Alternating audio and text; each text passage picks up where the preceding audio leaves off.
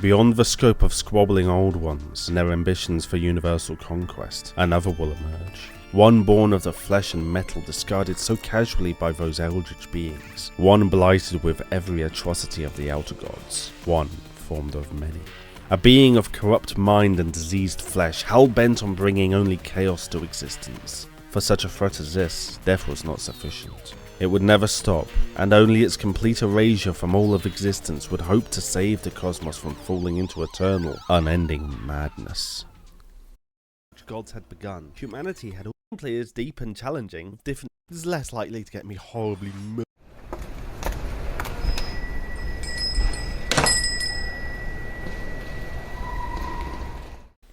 There are tales of an old god, lost to time, who was at the same time the equal and opposite of all other cosmic beings, a creature said to be the result of and punishment for their arrogance and malice, who threatened to shroud the universe in a veil of chaos beyond the doing of even the great Nyarlathotep. Its rampage, devastating as it was, would be cut short, however, by the actions of those outside the dream of existence, a concept so alien that it baffled the minds of the great and mighty eldritch deities. The simple question still remained though, how could such a cursed life form come to be? But the answer was simple: complacency and arrogance. Born believing they were above all else in creation, the descendants of the idiot god go about the universe doing as they please, shaping reality to fit their own desires and destroying whatever fails to entertain them. They see no possible consequences in their actions, being as they are masters of existence. Beyond the knowable folds of space, however, in a darkness beyond the reach of even the demon sultan, a hideous blight creeps and festers and grows. With each of their titanic reality-altering actions, the cosmic beings twist and tear the fabric of being, allowing a portion of their great power to spill out, a power the blight gorges itself on to grow even larger. This putrid entity on the edge of reality is hardly a natural expression of existence for since the first acts of malice taken by those of the cosmic pantheon, the power they so frivolously used began to seep through the cracks of existence, a power that would drive any other creature to the limits of insanity, something the growing blight would so greedily feast on until it was ready to emerge, a being of pure chaos, formed from the twisted minds of a dozen cosmic entities, cursed with their merged capacity for malice and lust for destruction, driven only to spread a level of madness across the universe even the most deranged of the outer gods could not comprehend. To achieve such an end, the entity would first need a body, but after an eternity of watching almost every point in the universe simultaneously, it already knew what it was going to do.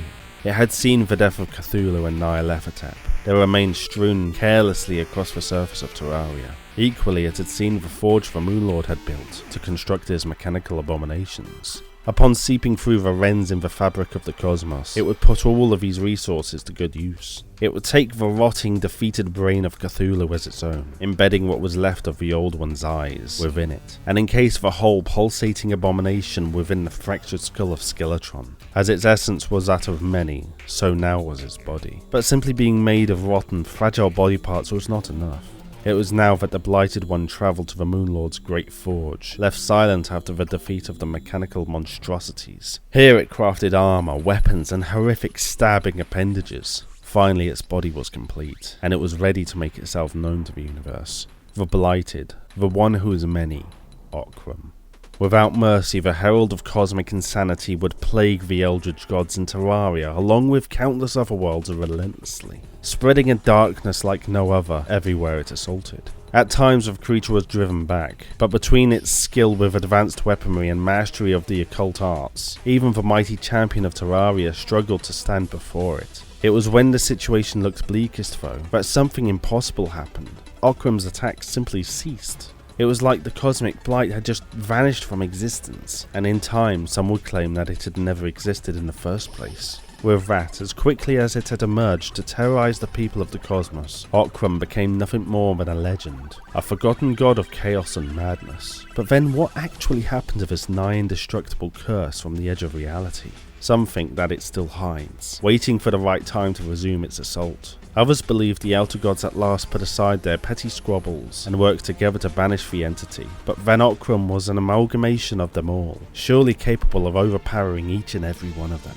The truth, it would seem, was far stranger, for it was in fact down to the actions of beings beyond the boundaries of Azathoth's dream of reality, another pantheon of godlike entities seeking balance in all things, who forever watch over and protect Terraria. Hi everyone, I hope you enjoyed the video. If you did and want to support the channel, then please consider subscribing and hit that bell so that YouTube might possibly inform you when a new video comes out. If you want to go that bit further, please feel free to support the channel on Patreon or go and buy some merchandise on Spreadshirt and Teespring. Links are all down in the description. Other than that, have a great day and I'll see you next time.